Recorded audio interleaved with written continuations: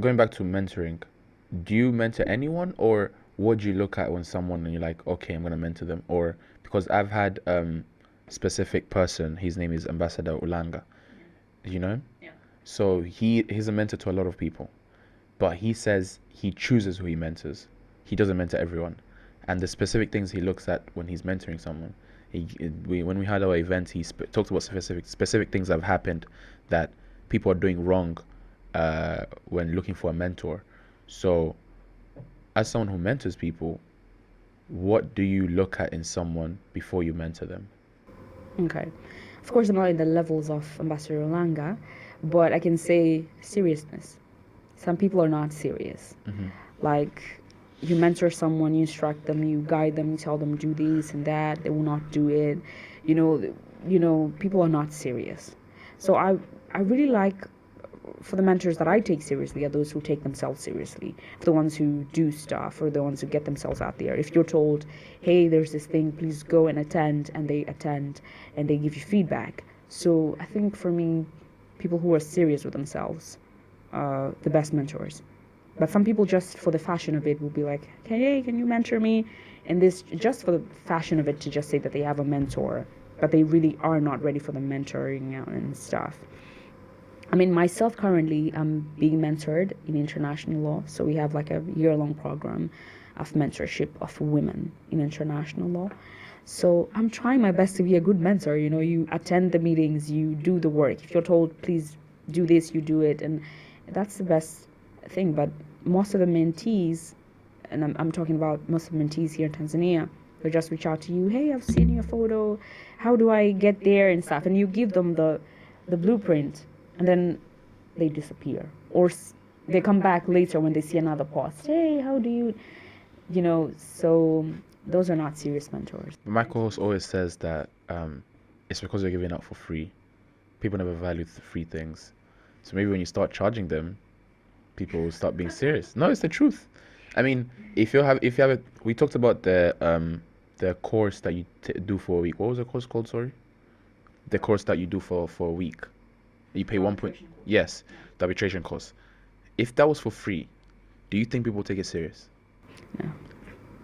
And if it was cheap as well, we would not take it serious. Yeah. So that's the mentality that we have, and that's how many Tanzanians lose opportunities. Yeah. Because opportunities are out there, and most of the times internationally, if you travel, people will ask you, you're Tanzanian? Really? Like, it's really surprising to see you there, because usually there aren't any Tanzanians in those spaces. And so it's really interesting. It is very interesting because when you look at, there's a lot of things that you can learn from. I feel like you can learn from YouTube, you can learn from the internet, now AI, but people are not going to be utilizing this because it's for free. Once it's getting charged, someone will take it serious. It's like Mzazi, like when a parent is telling you, I'm paying a lot of school fees, why are you not studying? Okay, let me study because you're paying a lot. But some people, I think people just have to change their mentalities and start working around the fact that even if it's for free, I should not take it for granted because I need to make it. And that's where we're lacking. But can you share an experience where you mentored someone who later made a significant impact in the legal field? Or is that has not happened yet? It depends on what significant impact in the legal field you were talking about. So if you're saying in terms of mentoring someone and they finally manage maybe to pass their law school, yes, I have done that. I have mentored people who have internationally applied for stuff and gotten in, because I advise them in terms of how to apply and what to do and stuff. I've done that, and so that I can be proud of. Those little achievements. But yeah, mentorship can be in terms of anything. But as I said, most of the people, they're not really serious. They're not mentorship worthy. Most of the people, as you said, Ulanga is choosing some of them. Someone will call you at night randomly and then ask you some random stuff. Just, people are not very serious. So I would say that I have helped some individuals to get into some spaces, and I'm really proud of them, and I'm really happy for them. And what message do you have for someone who's watching this and would like to be mentored by you? If you're a person who's actually serious and actually wants to be guided in terms of your career, be guided in terms of your just career, not other things. If you want to be guided accordingly, just reach out. And How can they reach out? They can reach out to me through my LinkedIn. If you're a person seeking for professional, guidance, my LinkedIn, Edith Mtweve. You can just reach out and shoot me a message in terms of what you want to be guided on in your career. So. And before we end it off, what message do you have for Edith, who's watching this the next 10 years? I would say congratulations. You have done quite well for yourself. You have managed to accomplish some of the things that you only dreamt of, and work harder to achieve more. I think there's so many opportunities waiting for you to tackle, and all the best. That's very sweet. Edith, you're watching this. We really thank you for coming to the episode, and can you please come back for the next episode again so that we can do this is the next 10 years. But the last question is, what legacy do you hope to leave in the field of ADR and the broader legal community? And as a person yourself, what type of legacy do you want to leave? So my interest has always been international law. Okay.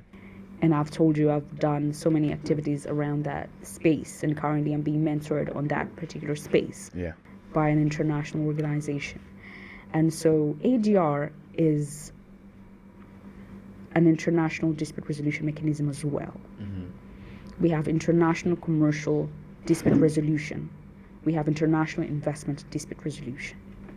So for international commercial dispute resolution, if you're a company A in another country and I'm company B in another country, how do we resolve our disputes? As I told you before, we can choose a neutral country, we can choose a neutral for commercial, but also an investment. Mm-hmm. We see our country is very endowed in natural resources. Yeah. In terms of oil and gas, and we have gas currently, and we have a lot of minerals. But we always lose cases in international investment arbitrations.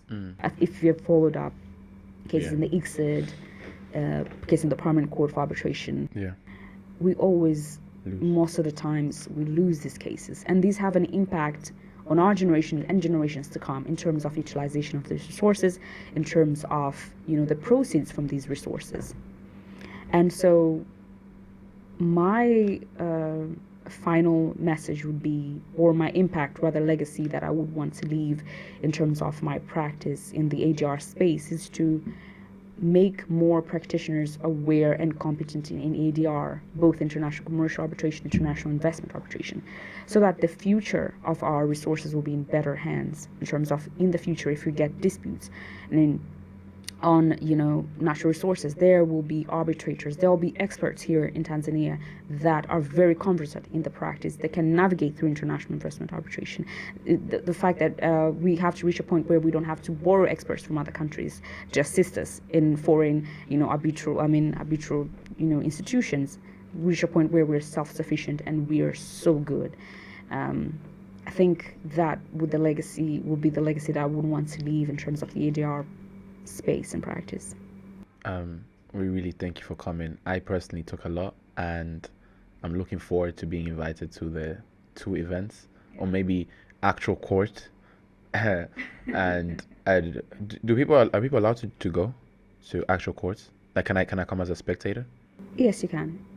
Anyone? Cases that are not held in chambers, cases which are in the public.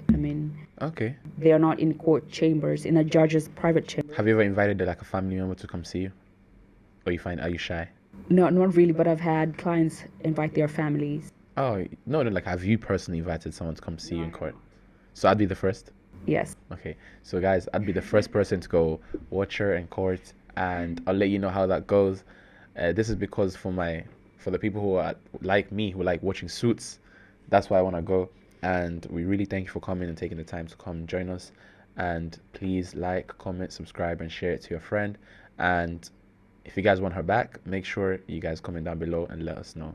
Thank you. Thank you.